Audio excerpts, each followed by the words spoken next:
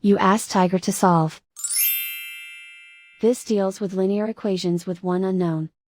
The final result is x equals 4. Let's solve it step by step. Simplify the expression. Group the coefficients. Convert the integer into a fraction.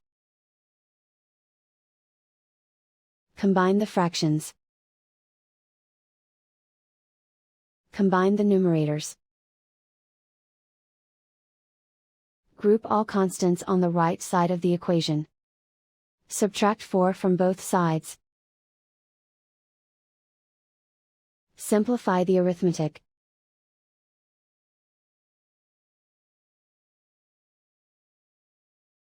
Isolate the x. Multiply both sides by inverse fraction 2/3.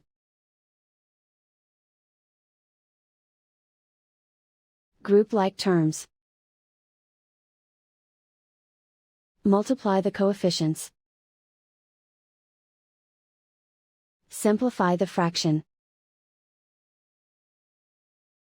Multiply the fractions. Simplify the arithmetic. And so the final result is x equals 4.